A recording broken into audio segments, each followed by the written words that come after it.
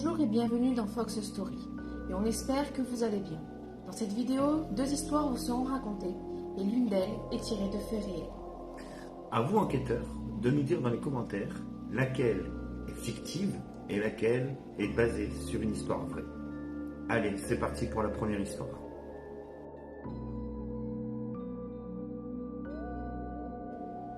Aujourd'hui, nous allons revenir sur les confessions d'un enquêteur parti à la retraite. Il garde en lui un goût de frustration, dû à une enquête qui concerne 6 disparus en 25 ans. Certains corps ont été retrouvés, d'autres non. Les causes de la mort restent toujours inexpliquées.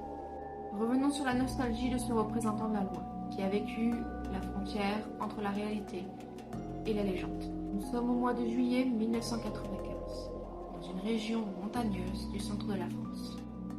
Nous sommes le 15 juillet, à 9h30. Anthony Richard reçoit un homme perdu et très fatigué au comptoir du commissariat.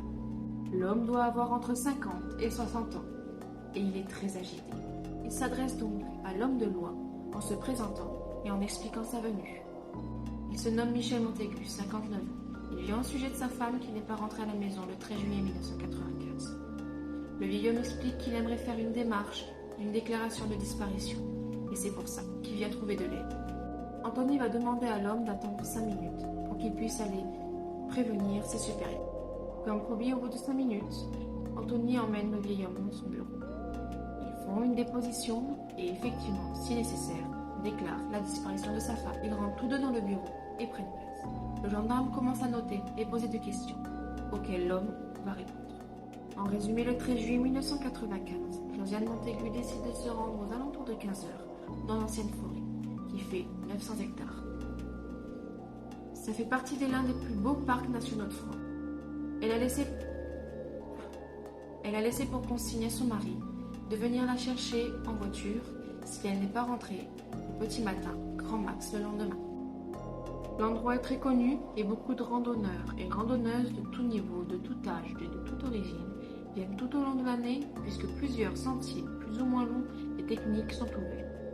La femme de 62 ans, randonneuse aguerrie, décide de prendre 4 petites heures pour aller faire le sentier de l'Artère, qui est une randonnée d'environ 1 heure et qui ne nécessite aucune préparation, mis à part de bonnes chaussures, de l'eau en quantité suffisante et surtout une boussole au cas où.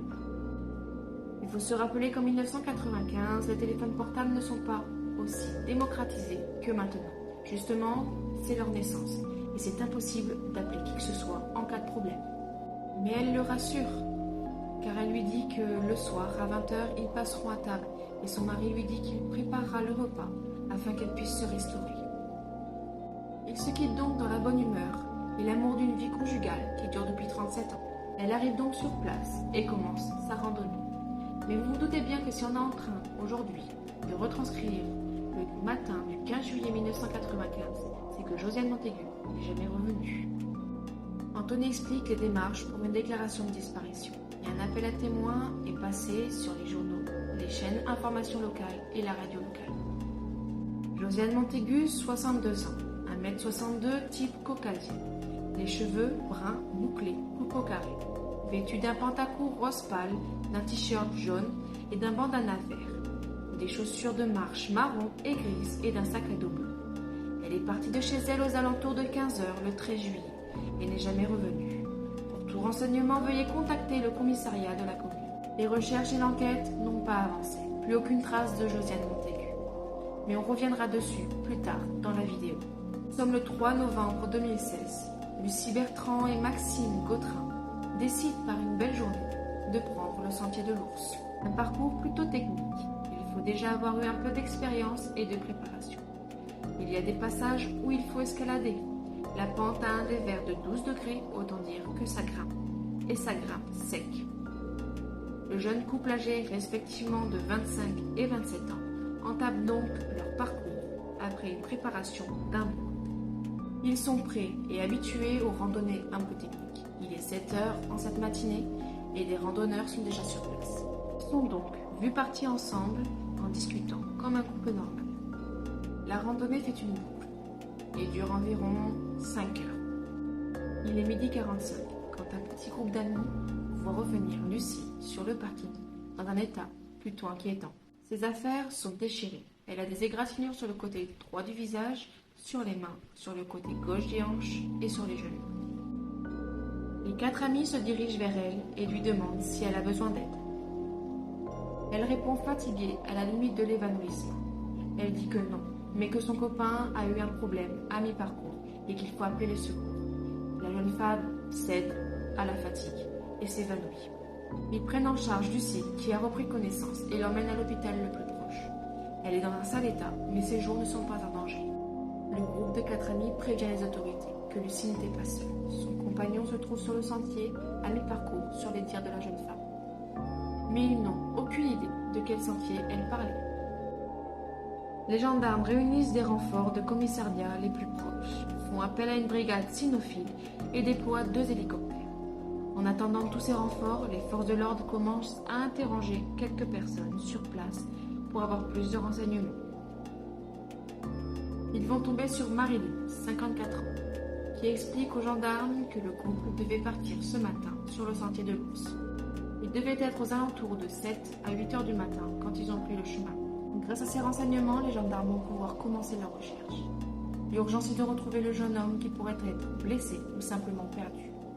C'est donc à 14h46 que les fouilles commencent. Ils utilisent les vêtements de Lucie afin de la pister sur le sentier pour retrouver son compagnon. Mais très vite, les difficultés commencent. Le parcours est très compliqué et ils ont beaucoup de mal à évoluer. Ils font donc appel à une section spéciale de sapeurs-pompiers, le GRAP, qui sont formés et habilités sur ce genre de terrain. Par la suite, ces méthodes seront vivement critiquées. Il est clair que pour pister une personne perdue ou disparue, on utilise des vêtements ou des affaires de la personne en question. Pour l'opinion publique, la suite de l'enquête est entièrement la responsabilité des forces de l'ordre et de leurs décisions. Il est 22h30 et les recherches sont interrompues. On arrive en hiver, il fait noir et froid, et les recherches reprendront le lendemain. 4 novembre, à 7h, les forces de l'ordre arrivent sur place. De nombreux volontaires viennent aider aux recherches. Ils organisent les recherches. Ce n'est pas moins de 450 personnes, dont 70 représentants de la loi, qui sont là pour encadrer et diriger les recherches. Pendant que les recherches continuent, Anthony, lui, va interroger Lucie afin de savoir ce qui s'est passé. Et son récit est très inquiétant. Aux alentours de 7h30, il s'engage sur le terrain. Il parle de tout et de rien. Et après une bonne heure de marche, Maxime a un comportement troublant. Il explique à sa femme de quoi il en retourne.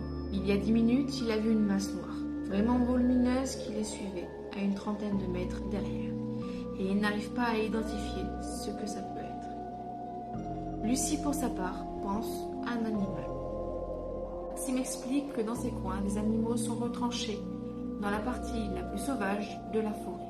Mais l'homme, lui, a très peur de tomber sur quelque chose d'inhabituel. Lucie lui demande de quoi il parle. Maxime lui raconte une légende, celle de l'ours de l'ancienne forêt.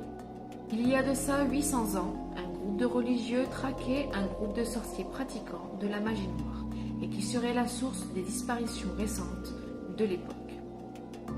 Les gens qui ont été retrouvés à l'époque portaient des marques de morsures et de griffures d'un énorme prédateur, un ours, mais réellement gros. Aujourd'hui, on parlerait d'un grizzly.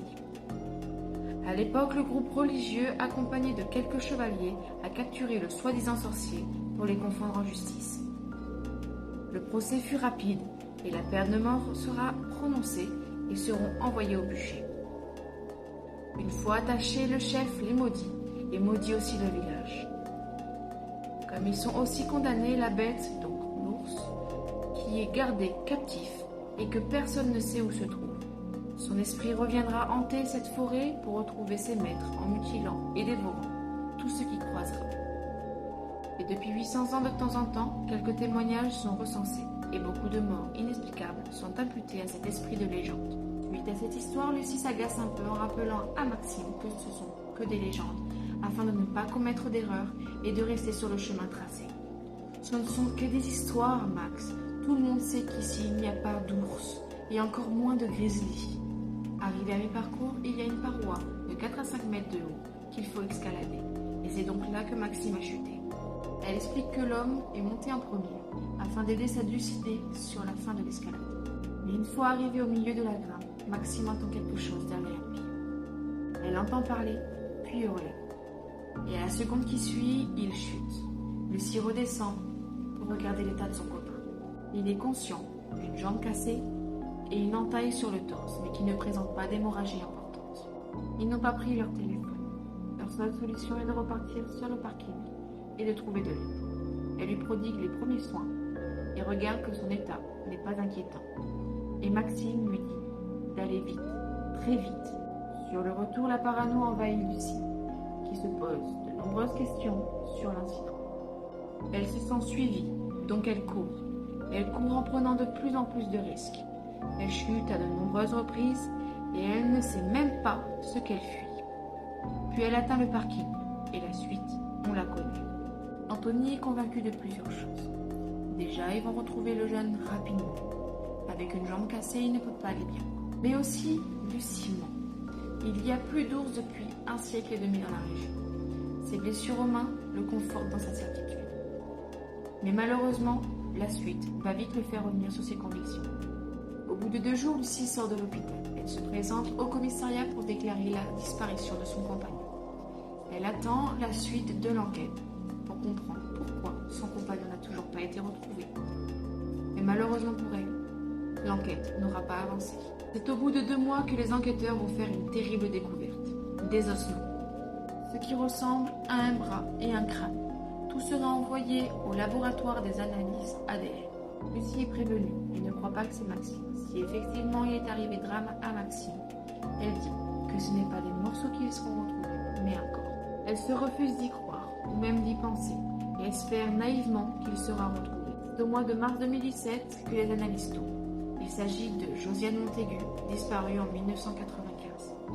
Les causes de la mort ne peuvent pas être indiquées, car la dépouille n'est pas complète. Fin 2017, l'affaire Maxime Gautherin sera classée sans suite. Et pour Anthony, ce sera une deuxième frustration en 21 ans. En 2018, rebelote, un couple disparu.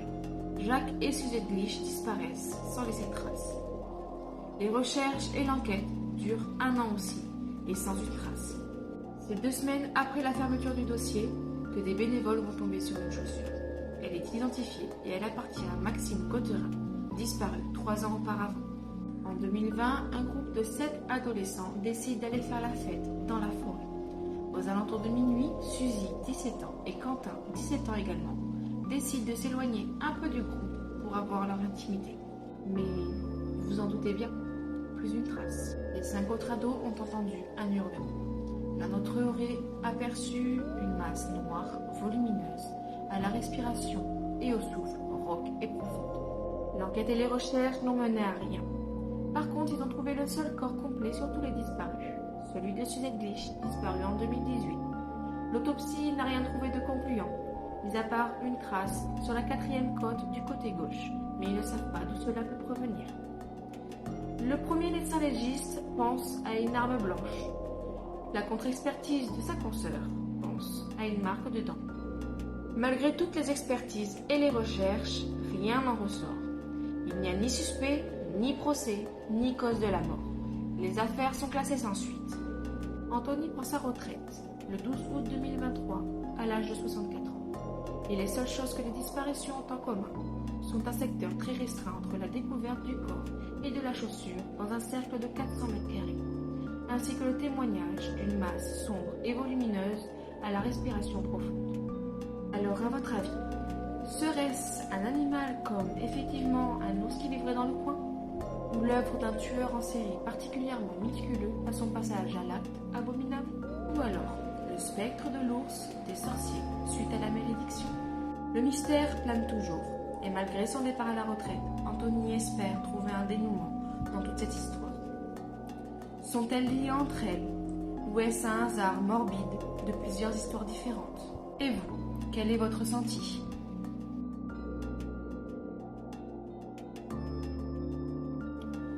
Un jour d'été en 2006, un couple se promène dans un parc national. Kate, 25 ans, aide-soignante, et Daniel, 27 ans, auto-entrepreneur, vivent une passion commune, la randonnée. Le 13 juillet 2006, le jeune couple décide d'aller passer un moment en amoureux, proche de la nature. Le trajet de la randonnée passe par une forêt moyennement dense qui nécessite 4 heures de marche, et par un sentier montagneux qui nécessite 5 à 6 heures, puisque relativement plus accidenté.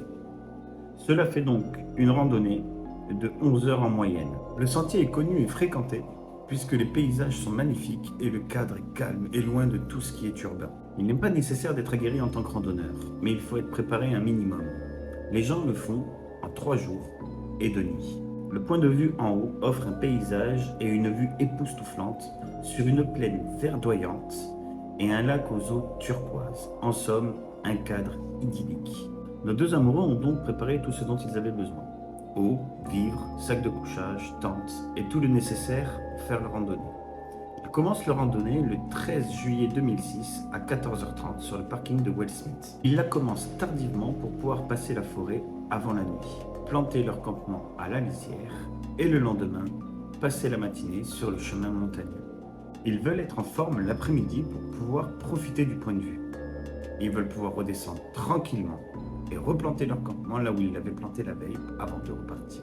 Sur le chemin, ils croisent plusieurs personnes de tout âge et de tout niveau. Mais surtout, ils vont croiser un couple avec qui ils vont avoir une discussion très mystérieuse et très effrayante.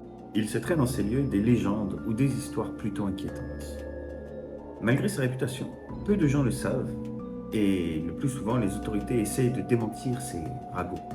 Nous sommes toujours le 13. Il est maintenant 16h quand les deux couples entament leur discussion.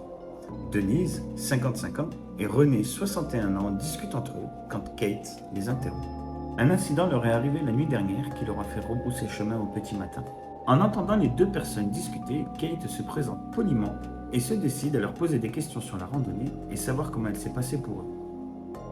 Le couple parle d'une balade en forêt plutôt agréable, mais la nuit était mouvementée. Kate s'interroge et leur demande ce qu'il s'est passé. Daniel se mêle à la discussion et Denise explique que ce sont à la base des histoires d'enfants, de jeunes qui viennent ici la nuit pour se faire peur. En effet, et un peu cachée par la végétation, se tient une ancienne colonie de vacances, fermée depuis 35 ans, dans laquelle il se serait passé un drame. René secoue la tête et Denise continue son récit. En juin 1971, un petit garçon, dont l'histoire n'a pas retenu le prénom, persécute ses petits camarades et leur fait faire des idioties de plus en plus folles. Les animateurs sont un peu dépassés, mais connaissent bien le garçonnet qui vient pour la 3e fois au camp. Ils le laissent donc un peu faire. Mais le 27 juin 1971, le petit Tommy Brader, qui subit ce harcèlement depuis une semaine ou deux, va disparaître dans la nature et ne sera jamais retrouvé. Le soir du 27 juin, à 21h12, le petit Tommy va se plaindre à ses moniteurs que depuis 3 jours, son camarade rentre dans son bungalow pour lui mettre tout un tas de choses dans ses affaires. Des insectes, des punaises, des boules puantes. Et ce soir, c'est un seau de peinture au rouge sang qui est versé dans son lit. Les adultes du camp prennent ça pour des jeux d'enfants. Ils le rejettent un peu. Il retourne dans son bungalow vers 23h. Et le petit garçon propose à Tommy un jeu, invoquer l'homme de pierre. Ce personnage de légende urbaine pour les enfants rôderait la nuit sur les chemins rocailleux à la recherche d'enfants perdus, mais aussi de randonneurs imprudents ne campant pas en sécurité. On dit qu'il attrape les gens et les transforme en rochers. Tommy demande alors comment il connaît l'homme de pierre et le petit tyran lui répond. J'ai entendu les monos en parler hier autour du feu et ils discutaient de leur camarade qui avait fait le rituel et qui avait disparu. Le petit Tommy, un peu terrifié et la voix vacillante, lui demande en quoi consiste le rituel. Il faut que tu ailles sur le sentier montagneux derrière le camp, que tu t'éloignes un peu du camp, que tu te mettes sur un rocher et que tu murmures 3 fois « Homme de pierre, je suis perdu ». Et là, normalement, il apparaît. Tommy demande alors ce qu'il se passe après et le petit chérubin lui dit « Je sais pas, soi-disant tu disparais, on te retrouve jamais ». Tommy dit que finalement il ne veut pas le faire, mais le gamin sort un bocal de limaces et lui dit que s'il ne le fait pas, il en versera dans son petit déjeuner, dans son repas du midi et du soir. N'ayant aucune envie de retrouver des limaces dans sa nourriture, Tommy s'exécute et s'enfonce dans le noir sur le chemin à l'arrière de la colonie. Et après 30 secondes de marche et assez dans l'obscurité, Tommy monte sur un rocher et murmure 3 fois « Homme de pierre, je suis perdu ». Après la 3e répétition, un silence lugubre et pesant tombe dans cette nature. Le vent ne souffle plus, les animaux nocturnes se taisent et c'est comme si le temps s'était arrêté. Quand d'un coup, un hurlement vient déchirer le calme de la nuit. Un hurlement terrifiant et glaçant vient transpercer ce silence pesant. Un frisson de terreur parcourt le dos de Tommy qui décide de partir en courant vers la colonie. Une fois arrivé à la lumière, Tommy regarde en direction de l'autre enfant qui est tout blanc suite au hurlement qu'il vient d'entendre dans la nuit. Il lui dit « C'est bon, j'arrête, je vais me coucher ». Juste au moment de faire le premier pas pour aller en direction de son abri, c'est comme si la nuit l'avait tiré en arrière. Et le petit garçon disparaît dans un hurlement encore plus terrifiant que le précédent. Les moniteurs arrivent en courant et trouvent le petit garçon en boule, terrifié, qui répète « C'est l'homme de pierre qui a pris Tommy ». Les animateurs comprennent qu'il s'est passé quelque chose de grave. Ils appellent directement le 911. Les forces de l'ordre arrivent 20 minutes plus tard, commencent les recherches et interrogent tout le monde. Mais il est tard et les recherches s'arrêtent vite. Ils se concentrent sur les interrogatoires. Ils interrogent les moniteurs, les enfants et surtout le petit turbulent qui a tout vu et qui répète en boucle « C'est l'homme de pierre, c'est l'homme de pierre ». Les forces de l'ordre repartent et les enfants vont se coucher. La nuit va être très longue pour toute la colonie. Au petit matin, à 5 heures, la police revient avec une brigade cynophile et les recherches peuvent commencer. Un débrief est fait et on explique qu'aux alentours de 23h30, un petit garçon a disparu et que cela fait déjà 5h30 qu'il n'a plus donné signe de vie. Il devient urgent de le retrouver. C'est là le début d'une enquête qui dure depuis plus de 35 ans. Kate, subjuguée, pose tout un tas de questions à Denise. L'ont-ils retrouvé à l'époque ? Denise répond que les recherches ont duré pendant 4 ans. Plus aucune trace de l'enfant. Depuis 35 ans, la seule chose qu'on ait retrouvée, c'est un t-shirt, mais bizarrement posé. C'est comme si on l'avait enfilé au rocher. Depuis, on raconte que si on n'a pas de chance, qu'on se sent perdu, on peut entendre dans la nuit des bruits de pas autour de nous, subir un harcèlement physique, comme une main qui va se poser sur la tente ou des choses qui viennent nous harceler dans le noir. Kate et Daniel se posent des questions sur l'état de santé psychologique des deux personnes et commencent à se demander si la réalité ne serait pas en train de rattraper la légende. Et là, Denise et René leur expliquent ce qui s'est passé pour eux la nuit dernière. Les retraités s'échangent un regard et reprennent leur chemin. Au bout de 10 minutes, ils se rendent compte de quelque chose. Un sentiment de solitude monte. Ils ne croisent plus personne. Il n'y a plus un bruit. Pas de vent. Rien. Mais ils ne se laissent pas abattre. Ils commencent à discuter de tout et de rien pour lutter contre ce sentiment de solitude inquiétant. Vers midi, ils trouvent un petit coin calme, chaleureux, romantique pour pouvoir se restaurer. Mais pendant le repas, René se rend compte de quelque chose de plutôt inquiétant. Il n'y a plus un bruit. Les feuilles des arbres ne bougent plus, le vent ne souffle plus, les oiseaux ne chantent plus. Il commence même à se poser des questions quant à la destination et au chemin qu'il doit suivre. De son côté, Denise commence à se demander s'ils ne sont pas suivis. Les deux personnes terminent de manger et décident de reprendre leur route. Et quand vient le moment de repartir, Denise prend la direction qu'elle pense normale et René l'intercepte en lui disant que c'est de l'autre côté. Un désaccord vient de naître, mais ils se mettent d'accord tous les deux sur une direction à prendre, et ils la prennent.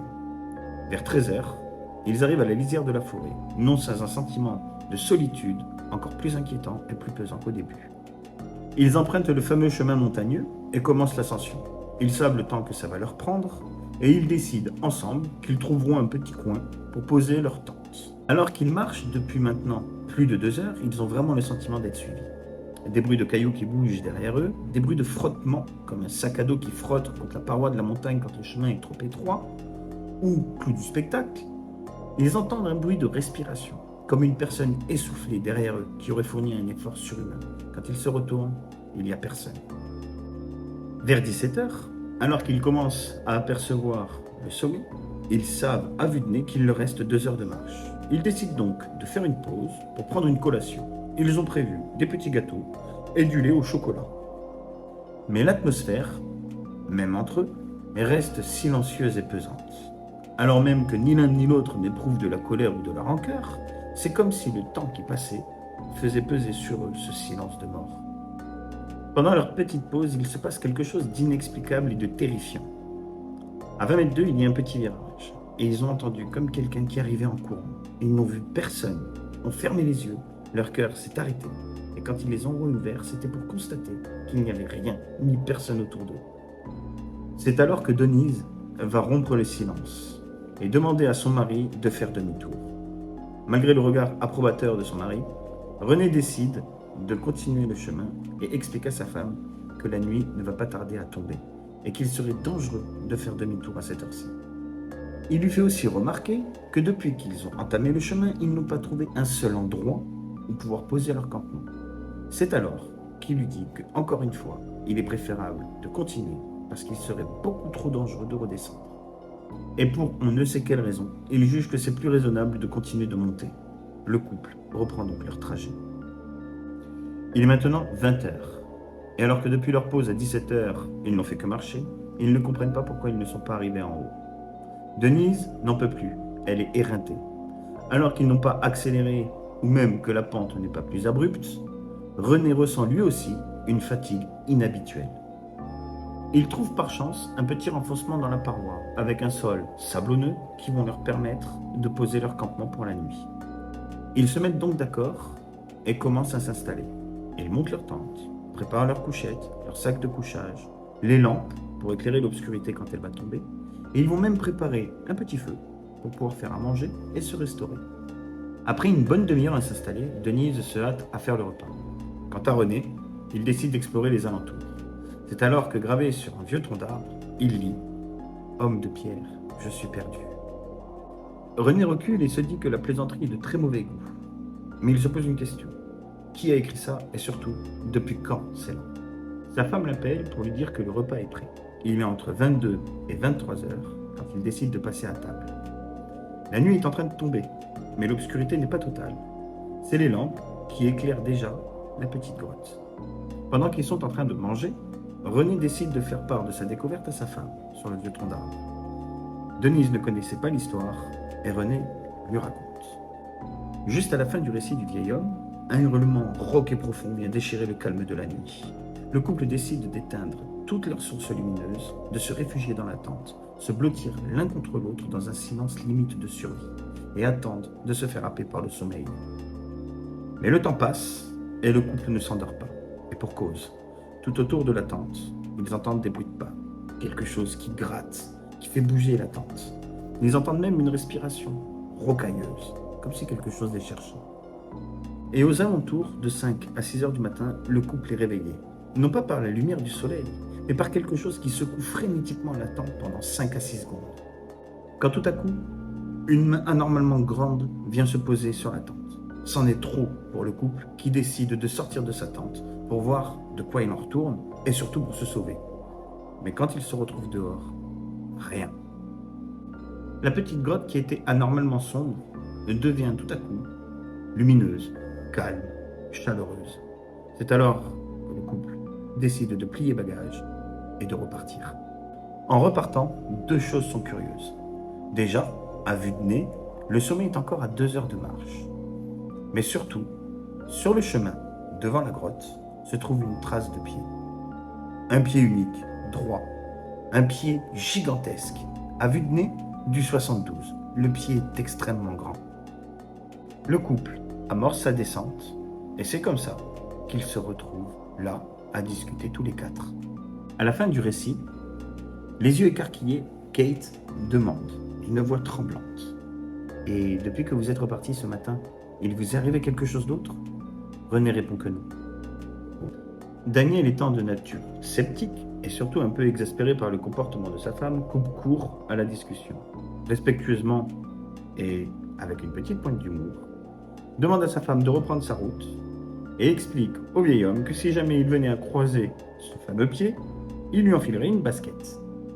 Il tire Kate par le bras et salue chaleureusement le vieux couple. C'est alors que René saisit par l'épaule Daniel et lui dit « Moi non plus je ne crois pas à toutes ces histoires, mais ne prenez pas ça à la légère. Cette nuit, ce n'était pas humain. Je dis pas que c'était sans doute l'homme de pierre, mais en attendant, on a été extrêmement chanceux avec Denise. » René demande « S'il vous plaît, au premier signe inquiétant, faites demi-tour. » Daniel répond un peu sèchement « Oui, vous inquiétez pas. » Et c'est alors que le jeune couple reprend son chemin sous le regard rempli d'inquiétude et de terreur du vieux couple. Nous sommes le matin du 20 juillet 2006. Denise et René commencent leur journée comme toujours depuis 30 ans de mariage. Madame prépare le petit déjeuner, monsieur récupère le lait devant la porte et le journal. Le couple se met à table pour déguster son petit déjeuner. René ouvre le journal, prend une gorgée de son café noir serré avec un sucre. À ce moment-là, il laisse tomber sa tasse qui vole en éclats. La terreur marquée sur son visage, il lâche le journal sur la table qui s'ouvre à la page centrale. Denise lit alors l'article de la double page. Après 7 jours de recherche, toujours aucune trace du jeune homme de 27 ans, auto-entrepreneur, disparu dans la nuit du 13 au 14 juillet 2006. Denise n'en croit pas ses yeux et commence à lire l'article. Le jeune entrepreneur disparaît dans des conditions extraordinaires. Le seul témoin se trouve être sa femme, qui a été retrouvée dans un état de choc profond, au fond de la petite grotte où ils avaient posé leur tente. La jeune aide-soignante est dans un état psychologique inquiétant. Depuis 8 jours, la seule chose qu'elle répète, c'est « L'homme de pierre a pris David, il existe. L'homme de pierre a pris David, il existe. » À votre avis, meurtre de sang-froid de la part de Kate ou légende qui a rattrapé la réalité? Et voilà pour la vidéo d'aujourd'hui, en espérant qu'elle vous aura plu. Si c'est le cas, n'hésitez pas à la partager, à mettre un pouce bleu et surtout à vous abonner. C'est peut-être juste un bouton pour vous, mais nous, ça nous permet un référencement pour notre travail et avoir de la visibilité. Sur ce, on vous dit à la prochaine pour une nouvelle vidéo sur Fox Story.